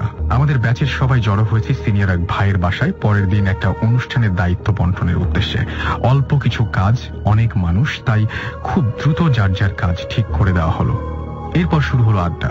রাতের বেলা আড্ডায় সচরাচর যা ঘটে থাকে তা কথায় কথায় শুধু হলো কথা হলো প্রেতাত্মা, অশরীরী, ভূতের গল্প। এক পর্যায়ে সোহেল ভাই তার নিজের অভিজ্ঞতার কথাও শেয়ার করেন। তার মুখ থেকে যেভাবে শুনেছিলাম সেই ঘটনাটাই বলছি। আমি তখন একটা এনজিওতে চাকরি করি না বলে বেগার খাঁটি বলা যায় ভালো, কারণ কষ্ট যে পরিমাণ করতে হতো বেতন তার ধারে কাছেও ছিল না। কিন্তু অন্য কোথাও চাকরি পাচ্ছিলাম না বলে আমি কষ্টটাই করে যাচ্ছিলাম। সকালে বের হতাম ঋণের টাকা তুলতে, ফিরতাম রাতে। সম্বল ছিল আমার সাইকেলটা। যে দিনের কথা বলছি সেদিন থানা অফিসে গিয়েছিলাম। সব হিসাব বুঝিয়ে ফিরতে রাত হয়ে গেল। রাত করে এর আগেও ফিরেছি, কিন্তু কোনো কিছু না ভেবে রওনা হয়ে গেলাম। সাইকেল চালাচ্ছি আপন মনে, কোনো দিকে খেয়াল নেই। দেওভোগ কৃষি জমির মধ্যে ঢোকার আগের গ্রাম পার হতেই কোনো মানুষের সারা শব্দ নেই। বেশ রাত হয়ে গেছে। গ্রামের কারো জেগে থাকার কথা নয়। এক হাতে টর্চ জ্বালিয়ে রাখতে হচ্ছে বলে সাইকেলটা গতি অনেক কম ছিল। হিজল গাছের কাছাকাছি হঠাৎ কি করে যেন কোনো কিছুর সাথে ধাক্কা খেয়ে আমি সাইকেলের নিয়ন্ত্রণ হারিয়ে ফেললাম। হাত থেকে টর্চ পড়ে গেল। সাইকেল থেকে নেমে টর্চটা উঠালাম, ঠিকই আছে, নষ্ট হয় নাই। আবার সাইকেলে চড়ে দ্রুত প্যাডেল চালালাম। আশ্চর্য কাণ্ড, আমি যত জোরেই প্যাডেল চালাতে থাকি সাইকেলটা মোটেও এগুতে চায় না। ভয় আমি শেষ। শরীরের সবটুকু শক্তি দিয়ে প্যাডেল মারছি, কিন্তু সাইকেল এগোচ্ছে পিঁপড়ার গতিতে। আমি ঘেমে একাকার। কেন জানি মনে হচ্ছে এই পিছন থেকে কেউ একজন সাইকেল টেনে ধরে আছে, কিন্তু পিছনে তাকাবার মতো সাহস আমার নেই। প্রাণপণে সামনে এগোতে চাইছি। হাতে একটা টর্চ আছে, সেটাও ভুলে গেছি। আবছা আলোয় রাস্তায় যেটুকু দেখা যায় সেটুকু দেখেই রাস্তায় ধরে এগোতে হচ্ছে। এক সময় মনে হলো জ্ঞান হারিয়ে ফেলবো। সাইকেল চালাচ্ছি, কতক্ষণ হয়েছে বলতে পারবো না। একসময় মনে হলো আমি মনে হয় খালি সাইকেল চালাচ্ছি, কোনো লাভ হচ্ছে না। যেখানে ছিলাম সেখানেই আছি, কারণ এইটুকু রাস্তা সাইকেল চালিয়ে যত ধীরেই যাক পার হতে এত সময় লাগার কথা না। সাথে সাথে মনে পড়ে গেল হিজল গাছ আর কুয়ো নিয়ে শোনা গল্পগুলো। জোর করেও মন থেকে দূর করতে পারছি না। সাইকেল কেউ টেনে ধরে আছে এই বিশ্বাস তখন আমার মনে একেবারে জেঁকে বসে আছে। এবার বাঁচা মরার প্রশ্ন, ভূতের হাতে কি প্রাণ দিতে হবে নাকি? সাহস করে পিছনে তাকালাম, না, কেউ নেই। কেউ টেনে ধরে নেই আমার সাইকেল। টর্চ জ্বালিয়ে পেছনের চাকা পরীক্ষা করলাম, না, কিছুই হয় নাই। আবার সাইকেলে চললাম। বিসমিল্লাহ বলে প্যাডেল চালালাম, কোনো লাভ হলো না। সাইকেল সেই আগের মতোই ভারী, কিছুতেই এগোতে চাইছে না। এভাবে কতক্ষণ সাইকেলের সাথে যুদ্ধ করলাম বলতে পারবো না, তবে প্রাণপণ চেষ্টা করে যাচ্ছি। গ্রামের দিকে একটু করে এগিয়ে যাবার যাচ্ছি। গ্রামের সীমানায় প্রথম বাড়িটা দেখার সাহস আরো বেড়ে গেল। শরীরের যেটুক শক্তি অবশিষ্ট ছিল তার সবটুকু প্রয়োগ করে দ্রুত সেই বাড়ির উঠোনে এসে দাঁড়ালাম। তারপর কোনো কথা না বলে সাইকেল থেকে নেমে শরীরের সবটুকু শক্তি দিয়ে মারলাম সাইকেলের পেছনে এক লাথি। শব্দ শুনে বাড়ির মালিক বের হয়ে এলেন। আমি পরিচয় দিয়ে জানালাম ভয় পেয়েছি। তারপর এক গ্লাস পানি খেয়ে রওনা দিলাম বাড়ির দিকে। এবার মহা আশ্চর্য হলাম, কারণ আমার সাইকেল ঠিকই আছে। এখন ভারী মনে হচ্ছে না, ঠিক চলছে তুফানের গতিতে। এই ছিল ঘটনা। আশা করছি ঘটনাটা আপনাদের অনেক বেশি ভালো লেগেছে, এবং কেমন লাগলো সেটা আমাদের SMS এর মাধ্যমে জানাতে পারেন। লিখে ফেলুন SHOUT শাউট স্পেস আপনার নাম স্পেস আপনার মেসেজ পাঠিয়ে দিন 9840 নাম্বারে। চলে যাব আরো একটি ঘটনায়। রাসেল ভাই কেমন আছো? তা প্রশ্ন করব না, আমি জানি তুমি সবসময় ভালো দলে। আমি ভ্যাম্পায়ার 123-124 যাত্রাবাড়ি থেকে বলছি। আমার ফ্রেন্ডের কাছে শোনা এই ঘটনাটি শেয়ার করলাম। ভালো লাগলে ভূত FM শেয়ার করো। পদ্মার পাড়ে স্থায়ী জেলেদের মুখে শোনা যায় অনেক গা ছমছমে অভিজ্ঞতার কথা। বিশেষ করে গভীর রাতে যারা মাছ মারতে যায় তাদের কথা শুনে পিলে চমকে যায়। কয়েকজনের সাথে মুখোমুখি সাক্ষাতে কথা বলে জানতে পারি যে ভোর হবার খানিক আগে নাকি নদীর মোহনায় প্রচুর মাছ পাওয়া যায়। এই লোভে স্থানীয় অনেক জেলেই এই সময়টা বেছে নেয় মাছ ধরার জন্য।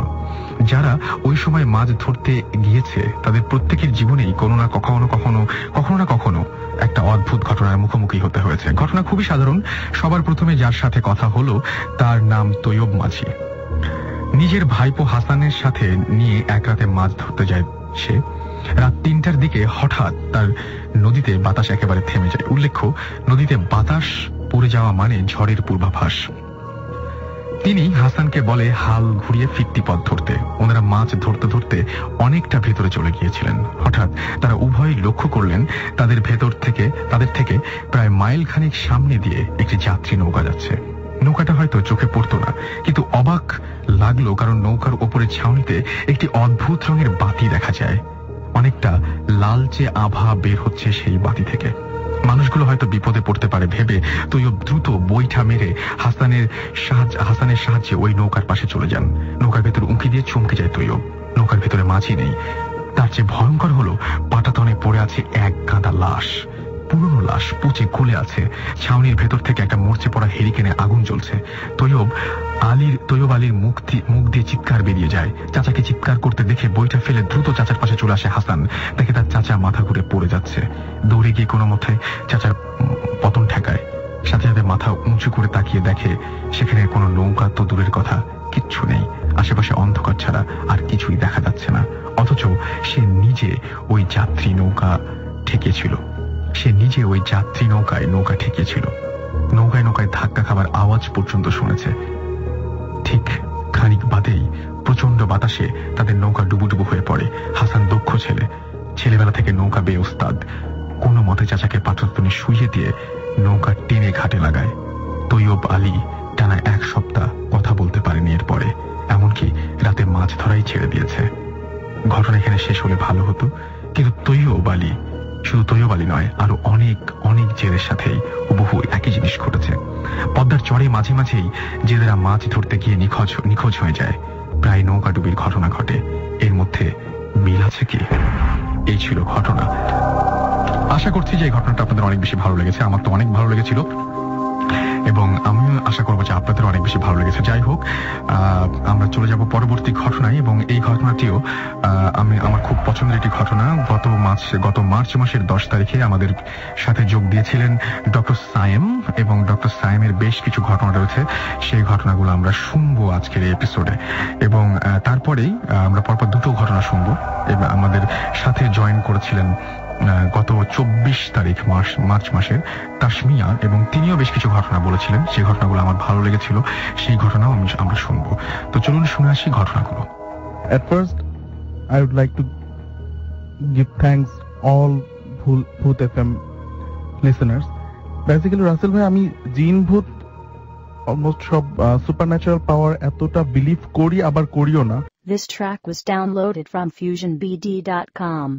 যদি করতেই হয় তাহলে আমাদের আসলে প্রফেশনে থাকা হয় না, থাকা চলে না, কিন্তু তবুও করতে হয় কারণ আমি ইসলাম ধর্মের বিশ্বাস করি, ইসলাম ধর্ম আমার, সেজন্য। বাট এখন পর্যন্ত আমি ওইটাকে মনের মতো আনতে পারিনি, কারণ আমার মধ্যে এই ব্যাপারগুলো আগে কখনো ঘটেনি। তারপরে আপনি বলতে যাচ্ছেন যে স্টিল আপনি এখনো অতটা বিশ্বাস করেন না? স্টিল আমি 1.5 মাস আগ পর্যন্ত ব্যাপারটা বিলিভ করতাম যে এরকম হয়তো বা হয়, আবার হয়ও না।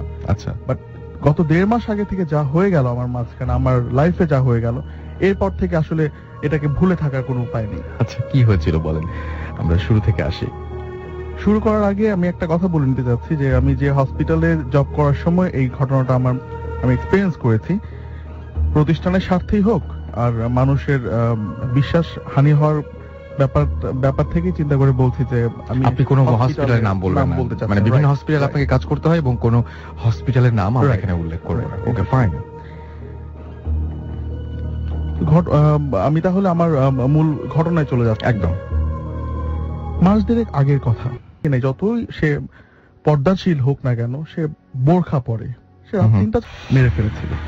আচ্ছা, এবং পরবর্তীতে সে ওই মহিলা নাকি আরেক ওই সেকেন্ড ম্যারেজ করে সে বাইরে চলে যায়। আচ্ছা, ওকে। তো ওই ঘটনার পর থেকে কিছুটা প্রবলেম হতো, বাট আমি জানতে পারি নাই, বিকজ হুজুরের সাথে আমার দেখা হয় নাই। এর 2-3 দিন পরে আমি ওখান থেকে ছেড়ে দিয়ে চলে আসি। আপনার নিশ্চয়ই মানে এরকম কোন ঘটনা থাকলে ওখানে হয়তো থাকতেন, বাট পরে আর সেখানে থাকা হয় না। আমি তো আর মানে আমি যদি শুনতামও তাহলেও একটা বুঝতাম যে না, ঠিক আছে, এটা হতেই পারে, সেটাই। বাট আমার চোখের সামনে ঘটে যাওয়া এরকম ঘটনা এটা আপনি মেনে নিতে পারছি না। সেটাই। সাইম ভাই, আপনার পরের যে ঘটনাটা, সেই ঘটনাটা আমরা শুনে ফেলি। জি রাসেল ভাই, থ্যাংক ইউ। পরের ঘটনাটা আমি যেটা এখন বলবো, সেই ঘটনাটা বেসিক্যালি লাশঘর কেন্দ্রিক। ওকে। আগে আমি একটু ব্যাকগ্রাউন্ড বলে নিচ্ছি। জি প্লিজ, নো প্রবলেম। যে আমি Mymensingh community based medical college হসপিটালের 10th ব্যাচের স্টুডেন্ট ছিলাম। তো পোস্টমর্টেম গুলো আমাদের বেসিক্যালি করতে হয় যে কোনো সরকারি মেডিকেলে গিয়ে। সরকারি মেডিকেলের ওই সাপোর্টে গিয়ে আমাদেরকে পোস্টমর্টেম ক্লাসগুলো করতে হয়, প্লাস প্র্যাকটিক্যাল গুলো করতে হয়। আচ্ছা। তো আমাদের মেডিকেল থেকে ময়মনসিংহ মেডিকেলের দূরত্ব ধরে নেওয়া যায় অ্যাবাউট 10 কিলোমিটার। আচ্ছা। তখন আমি হোস্টেলে থাকি। আমি এই যে লোকটার যে করুণ আকুতি আমি দেখেছি, প্লাস ওনার স্বপ্নের মধ্যে আমি বিশ্বাস করবেন রাসেল ভাই, আমি রাতের বেলা চোখ দিয়ে পানি এসেছিল, আমি কান্না করেছি। সকালে উঠে মনে হয়েছে আমি যার জন্য ভয় পেয়ে আমি রাত্রে ঘুমাতে পারছিলাম না, তার জন্য আমি সকালে আমার চোখ দিয়ে পানি আসছে। এই ঘটনাটা আমি এই জন্য বললাম যে এই ঘটনাটার সাথে আমার কষ্ট রিলেটেড, আবার ভয়টাও রিলেটেড ছিল। তো আসলে এই ছিল আমার এখনের ঘটনাটা। অনেক ধন্যবাদ আপনাকে আপনার দ্বিতীয় ঘটনার জন্য। হ্যালো লিসেনার্স, আমি তাসমিয়া।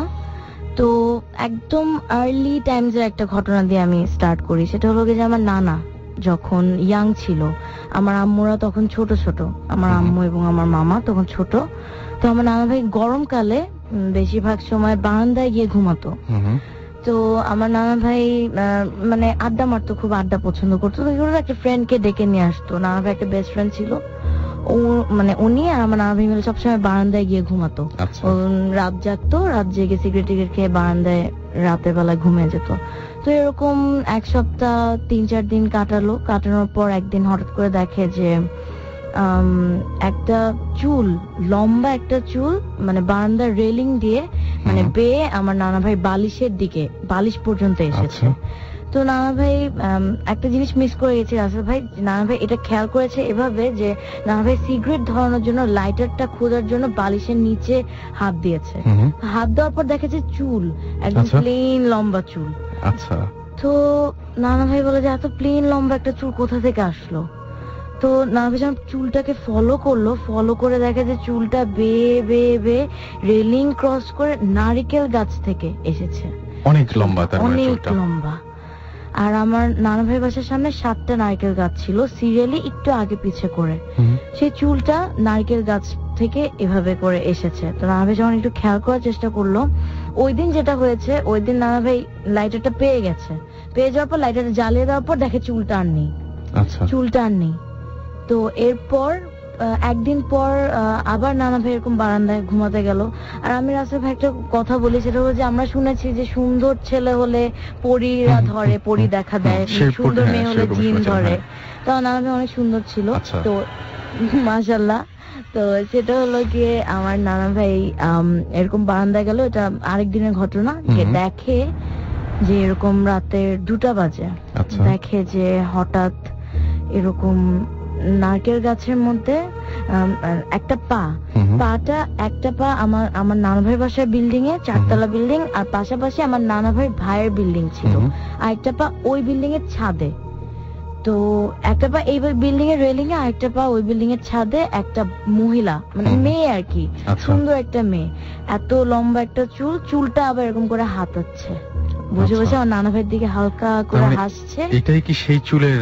হ্যাঁ, সেই চুলটা। এটা পরের দিন দেখলো এরকম করে হাতা, মানে আঁচড়াচ্ছে, যেমন নখ গুলা দিয়ে, আঙ্গুল গুলা দিয়ে চুলটা আস্তে আস্তে করে আঁচড়াচ্ছে, আর নানা ভাইয়ের দিকে হালকা করে হাসছে, নানা ভাইয়ের দিকে তাকিয়ে। ওই দিন আবার আমার নানা ভাইয়ের ফ্রেন্ডটা ছিল না।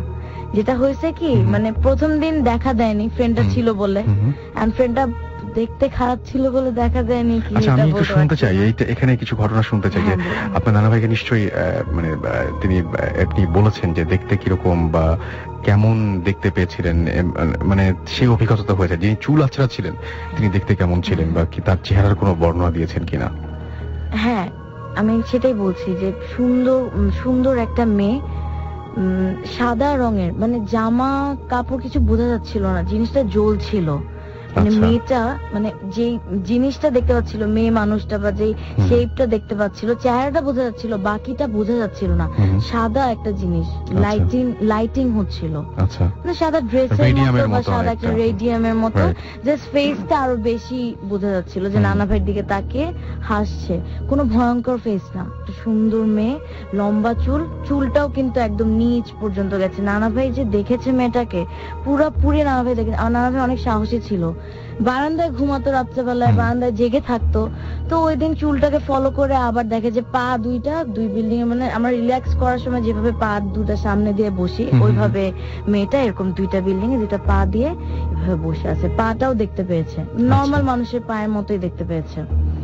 তো এরকম চুলটা হাতাচ্ছে, নানা ভাই থেকে তাকিয়ে হাসছে। তো এটা হলো গিয়ে, এই জন্য বললাম আসল ভাই, সেটা হলো যে আমার নানা ভাই বাসাটা যেটা এখন, বাসার সামনে এই ঘটনাটা যেগুলো হতো, পরে একটা ঘটনা বলবো, সব নারকেল গাছ নিয়ে, সব ঘটনাগুলো নারকেল গাছ। এটা খুব অদ্ভুত ব্যাপার। আমরা শুনেছি পুরান ঢাকা নিয়ে এমনিতে অনেক ইয়ের কথা শুনেছি যে এখানে অনেক ঝামেলা টামেলা আছে, ঝামেলা হয়। আর আরেকটা সেটা হলো গিয়ে আমার নানা ভাই বাসার বিল্ডিংটাও হন্টেড। আচ্ছা, বিল্ডিংটাও হন্টেড। তো ওইখানে এরকম মানে আমরা শুনি, আগে ছোট করে শুনি। হ্যাঁ, আমরা এটা শুনি। আর ওটা বলবো, সেটা হলো গিয়ে যে হন্টেডটা যেভাবে হলো গিয়ে, আমার মামার ঘটনাটা বলবো। প্লিজ। আচ্ছা, এটা হলো গিয়ে একদম রিসেন্টলি ঘটেছে, এই উইন্টারে। তো উইন্টারে এরকম আমার মামা যেটা আমাকে বললো, আজকেও আমি আমার নানা ভাইয়ের বাসায় গিয়েছিলাম। সো আজকে আবার গিয়ে বললাম যে আমার মামা আবার বলো ঘটনাটা, আমি আজকে ভূত এফএমে যাবো, একটু শুনি ঠিক করে। তো এরকম আমরা সবাই যখন সিঁড়ি দিয়ে উঠছি, ও ওইভাবে একদম ডিসক্রাইব করে আমাকে বললো যে এইভাবে হয়েছে। তো সেটা হলো গিয়ে এই শীতকালে 2 মাস আগে হয়েছে ঘটনাটা। আমার মামা রেগুলার নামাজ পড়ে, 5 ওয়াক্ত নামাজ পড়ে। তো এরকম মাঝরাতে সে উঠেছে, ঘুম থেকে উঠে এরকম নামাজ পড়তে যাবে, অজু টজু করে বাসা থেকে বের হলো। আমরা রাসেল ভাই ফজরের নামাজ শেষ হলে কিন্তু সাথে সাথে ফর্সা হয়ে যায় না, আধা ঘন্টা 40 মিনিট পর হ্যাঁ ফর্সা হয়। তো নামাজ পড়ে নর্মালি যখন অজু করে বাসা থেকে বের হবে, ও না ওই দিন এরকম গেটটা খোলার সাথে সাথে ওর কেমন একটা গা ছমছম একটা ফিলিংস হলো, মনে হলো যে কি যেন একটা শীতকাল, তার মধ্যে গেটটা খোলার সাথে সাথে ওর কাছে ভালো লাগলো না, ও কিছু একটা উপস্থিতি ফিল করতেছে ও। তো ও কিছু মনে না করে অজু করছে, আল্লাহর নাম নিয়ে কি করলো, ও বাসায় গেটটা লক করে প্রত্যেকটা সিঁড়ি ক্রস করে মোবাইলের লাইট দিয়ে, সিঁড়ি লাইট গুলো কিন্তু অফ করা ছিল, তো মোবাইলের লাইট দিয়ে আস্তে আস্তে করে বের হয়ে গেল, চলে নামাজ পড়তে চলে গেছে। যেটা হলো এখন নামাজ পড়তে আসার সময়, নামাজ পড়তে আসলো যখন, সে আমাদের কেচি গেটটা খুলে, আমি একটু বাসার ডিসক্রিপশনটা দেই, সেটা আমাদের বাসাটা 4 তালা, অনেক পুরানো বাসা। তো বাসাটার প্রথম 2 তালা, অনেক পুরানো বাসা হওয়ার কারণে প্রথম 2 তালার ওই লাইটের প্লাগ পয়েন্ট গুলো ওগুলো নষ্ট হয়ে গিয়েছে। তো ওই প্রথম 2 তালায় কোনো লাইট লাগাতে পারছে না, নষ্ট হয়ে যাওয়ার কারণে। তো এরকম ও কেচি গেটটা খুলে ঢুকার পর প্রথম ফ্লোরটা ক্রস করেছে। প্রথম ফ্লোরটা ক্রস করার পর সেকেন্ড ফ্লোরের সিঁড়িটা তো গোল হয়ে ঘুরে ঘুরে উঠছে, গোল হয়ে যে গোল জায়গাটা, ওখানেও গিয়ে যখন দাঁড়ালো, দাঁড়িয়ে সোজা তাকিয়ে দেখে যে একটা মানে বডি শেপ, কালো একটা বডি শেপ, মাথা নেই। আচ্ছা, সবচেয়ে ভয়ঙ্কর পয়েন্ট এটা যে মাথা নেই। ও মানে মাথাটা কাটা বা এরকম কিছু না, কাটা না, কোনো রক্ত না, কিন্তু মাথাটা নেই। আচ্ছা, একটা মানুষের বডি শেপ। ও যেভাবে আমাকে আজকে বললো যে আমি দেখলাম যে আমি অন্ধকারের মধ্যে কি পরে আছে বোঝা যাচ্ছে না, কিন্তু মনে হলো যে কালো লম্বা জ্যাকেটের মতো কিছু একটা পরে আছে। তো ও এরকম যখন দেখলো যে ও সিঁড়ির রেলিং এর সাইডে, আর মাথা নেই যে বডিটা, ওটা হলো গিয়ে ওর বাম পাশে ফার্স্টে ও যখন তাকালো দেখলো যে ওই শেপটা ওর দিকে ঘুরলো। রাসেল ভাই, শেপটা যখন আমাদের দিকে ঘুরে, মাথা না থাকলে বডিটা ঘুরলেও তো বোঝা যায়, হালকা করে ওর দিকে ঘুরার পর ও এতটা ভয় পেয়েছে, ও ফিল করার মানে যখন ভয় পাচ্ছে তখনই ওই শেপটা কি করলো, ওর গায়ের সাথে ঘেঁষে বাম পাশ দিয়ে ক্রস করলো। ক্রস করে ও যখন ক্রস করছে, ফুটস্টেপের আওয়াজ পেয়েছে, আমার মামা ফুটস্টেপের আওয়াজ পেয়েছে, ওর সাথে সাথে এক চিৎকারে মানে সূরাও বলতে পারছিল না, এত ভয় পেয়েছে ও সূরাটাও ও বলতে পারছিল না, কোনো সূরাই ওর মাথায় আসছে না। এক চিৎকারে ও উপরে দৌড় দিয়ে চলে গেছে। আর যখন ও উপরে দৌড় দিয়ে চলে যাচ্ছিল তখন পিছে তাকিয়ে দেখে যে মানে চলে যাওয়ার আগে পিছে একবার তাকালো যে এটা কে ক্রস করলো আমাকে, এরকম ভয়ঙ্কর একটা জিনিস। পিছে তাকিয়ে দেখে কিছুই নেই, উপরে দৌড় দিয়ে ও আমার মামি যেটা বললো যে সাধারণত 2টা কলিং বেল বাজায়, ওই দিন মানে আনকাউন্টেবল কলিং বেল বাজাচ্ছিল। আমার মামির খুলতে জাস্ট কয়েক সেকেন্ড, কিন্তু এর মধ্যে অনেকগুলো কলিং বেল বাজিয়ে ফেলেছে। ঢুকে দেখে যে মানে অনেক ঘেমে গেছে ও। তারপর তো 3 দিন ধরে ওর জ্বর। আচ্ছা, 3 দিন ধরে ওর জ্বর। এরপর থেকে রাসেল ভাই, এটা তো রিসেন্ট ঘটনা, এরপর থেকে অনেক কিছুই হচ্ছে। গানে গানে কাছে টানে রেডিও OFM।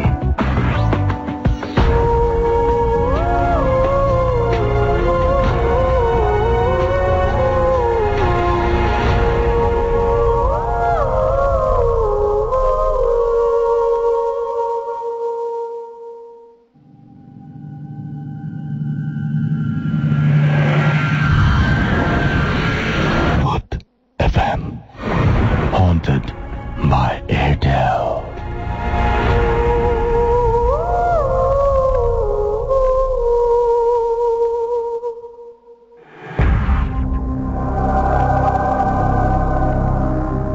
শুনছেন সবসময় রেডিও ফুর্তি, আর চলছে ভূত এফএম হন্টেড বাই এয়ারটেল।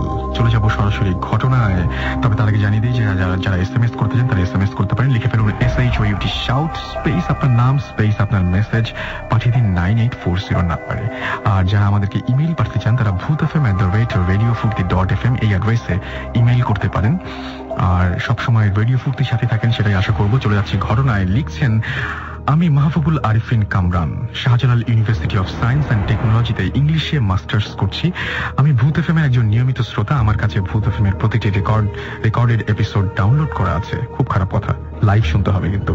প্রতি রাতে হেডফোন কানে লাগিয়ে ভূত এফএম শুনতে শুনতে ঘুমানো আমার অভ্যাসে পরিণত হয়ে গেছে।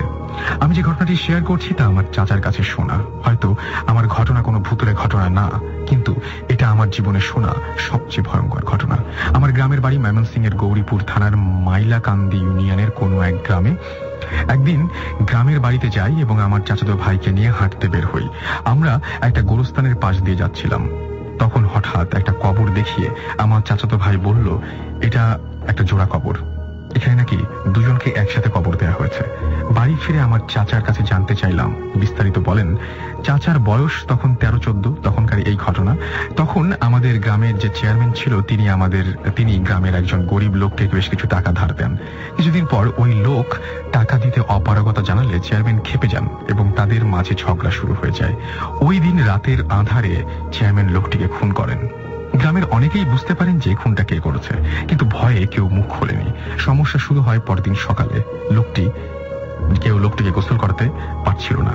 কোন এক অজানা ভয়ে কেউ লাশের গায়ে হাত দিতে পারছিল না। এক হুজুর ডেকে আনা হলে তিনি কোনো সমাধান দিতে পারলেন না। এই ঘটনা শুনে চেয়ারম্যান সেখানে আসেন এবং তিনি খুব সহজেই নিজের হাতে লাশটিকে গোসল করিয়ে দেন। কয়েকজন লোক কবরের পাশে বাঁশ কাটতে যায়, কিন্তু কেউ বাঁশ কাটতে পারছিল না, কারণ বাঁশে কেউ কোপ লাগাতে পারছিল না। কোপ ফিরে ফিরে আসছিল। এই কথা শুনে চেয়ারম্যান রেগে যান এবং নিজেই বাঁশ ছাড়ে যান। তিনি অনায়াসে বাঁশ কেটে নিয়ে আসেন।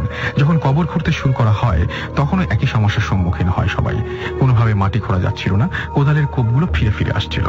চেয়ারম্যান সেখানে যান এবং যখন কোদাল হাতে নেন তখন ঠিকই কবর খোঁড়া সম্ভব হয়। জানাজা শেষে লাশটা এতই ভারী হয়ে যায় যে লাশটা ওঠানো সম্ভব হচ্ছিল না। এবারও চেয়ারম্যান সাহেব এগিয়ে আসেন এবং তিনি খাটিয়ার এক কোনায় হাত দিয়ে লাশটা উঠিয়ে দেন। এতগুলো ঘটনার পরও চেয়ারম্যান একটু বিচলিত হননি, কারণ তিনি খুবই সাহসী ছিলেন। শেষে যখন লাশ কবরে নামাতে যাবে তখন কেউ ভয়ে কবরে নামতে পারছিল না। তখন ওই চেয়ারম্যান কবরে নামেন এবং লাশ নামান। তখনই সবচেয়ে ভয়ঙ্কর ঘটনা ঘটে। তিনি যখন লাশ কবরে শুইয়ে দিয়ে উঠতে যাবেন তখন লাশের কাফনের ভেতর থেকে একটি হাত বেরিয়ে আসে এবং চেয়ারম্যানের পা খামচে ধরে। এই দৃশ্য দেখে অনেকেই দিগ্বিদিক জ্ঞান শূন্য হয়ে ছুটে যায়। সাহসী লোকজন মিলে তাকে টেনে তুলতে চেষ্টা করে, কিন্তু কোনোভাবেই তুলতে পারল না। কয়েকজন কবরে নেমে হাত টেনে ঝাড়ানোর চেষ্টা করে, কিন্তু সবাই ব্যর্থ হয়ে উঠে আসেন। খবর শুনে পুলিশ আসে। তারা লাশের হাত কেটে ফেলার সিদ্ধান্ত নেয়, কিন্তু শেষ পর্যন্ত পুলিশও ভয়ে কবরে নামতে পারেনি। এর মধ্যে কয়েক গ্রাম জুড়ে এই ঘটনা ছড়িয়ে পড়ে। অনেক দূরে এই ঘটনার অনেকেই এই ঘটনা প্রত্যক্ষ করেন। আমার চাচাও দেখেছেন এই দৃশ্য। চেয়ারম্যান সবার সামনে তার অপরাধ স্বীকার করেন, কিন্তু লাশের ওই হাত থেকে তার মুক্তি মেলেনি। শেষ পর্যন্ত সন্ধ্যায় তিনি মারা যান। এরপর তার পা থেকে লাশের হাত ছাড়ানো সম্ভব হয়নি। অবশেষে বাধ্য হয়ে 2 লাশ ওই কবরে মাটি চাপা দেওয়া হয়। আমাদের গ্রামে আবাল বৃদ্ধ বনিতা সবাই চেনে এই জোড়া কবর এবং সবাই জানে এই ঘটনা। আমি আমার বাবাকেও এই ঘটনার কথা জিজ্ঞেস করেছি, তিনি এই ঘটনার সত্যতা স্বীকার করেছেন। তবে এই ঘটনার সময় আমার বাবার বয়স অনেক কম ছিল, 7-8 বছর, তাই ভয় নাকি তিনি দেখতে যাননি। কিন্তু ঘটনা পুরোপুরি সত্যি। রাসেল ভাই, আমার ঘটনাটা পড়লে কৃতজ্ঞ থাকবো। আমি পড়ে ফেললাম আপনার ঘটনা, বেশ অদ্ভুত টাইপের ঘটনা। বিশ্বাস অবিশ্বাসের পুরো দায়িত্ব আমি লিসনারদের উপরে ছেড়ে দিচ্ছি। আশা করছি আপনাদের ভালো লেগেছে ঘটনাটি। চলুন একটা ছোট্ট ব্রেকে চলে যাই।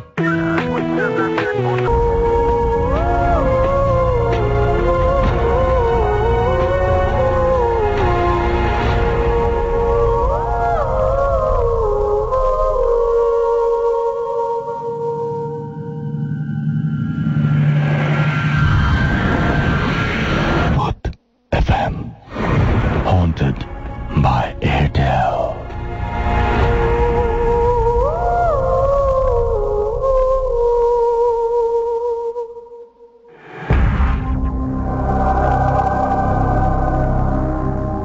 শুনছেন সবসময় রেডিও ফুর্তি, চলছে ভূত এফএম হন্টেড বাই এয়ারটেল। সাথে আছে রাসেল। আরো একটা ঘটনায় চলে যাচ্ছি। আমাকে লিখছেন, রাসেল ভাই সালাম নিবেন, আশা করি ভালো আছেন। আমি যে ঘটনাটি বলার জন্য ইমেইল করেছি তা বাংলাদেশের এই প্রকৌশল বিশ্ববিদ্যালয়ের কোন একটি প্রকৌশল বিশ্ববিদ্যালয়ের আবাসিক হলের ঘটনা এবং তা সত্য। এই ঘটনাটি ঘটে গত জানুয়ারি মাসে। ঘটনাটি ঘটে আমার পুরকৌশল বিভাগের এক ছেলের সাথে। আমাদের হলে পানি নেওয়ার ব্যবস্থা হলের ডাইনিং রুমে করা আছে। পানি নেওয়ার জন্য রাত 3:30টার দিকে ডাইনিং এ যায়। বলে রাখা ভালো, পানি নেয়ার ফিল্টারগুলি হাত ধোয়ার বেসিনের পাশে থাকে এবং বেসিনের সামনে বড় আয়না লাগানো আছে, তাতে ডাইনিং রুমের অর্ধেক দেখা যায়। পানির বোতল ভর্তি করার সময় হঠাৎ তার চোখ বেসিনের আয়নায় যায়।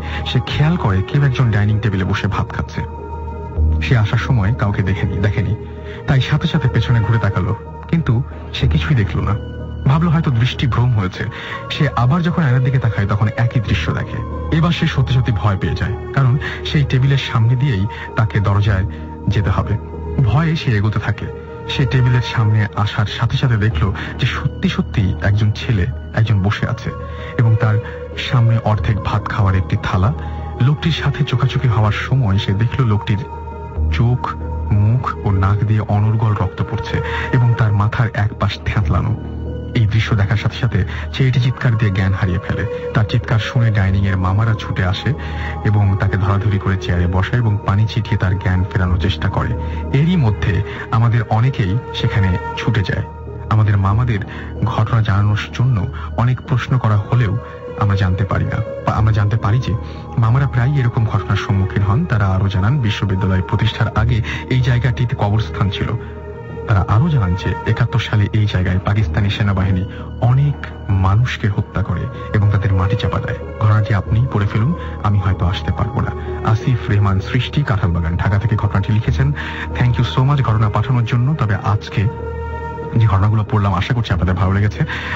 শুনছেন সবসময় রেডিও ফুর্তি, চলছে ভূত এফএম হন্টেড বাই এয়ারটেল। ঘড়ির কাঁটা বলছে আজকে বিদায় দিতে হবে। যাবার আগে বারবার করে স্মরণ করিয়ে দেই আমাদের ইমেল অ্যাড্রেসটি bhutfm@radiofurti.fm। এই অ্যাড্রেসে আপনার ইমেল পাঠিয়ে দিন, নাম, ঠিকানা এবং ফোন নাম্বার সহ অবশ্যই উল্লেখ করুন আপনি আসতে পারবেন কি পারবেন না।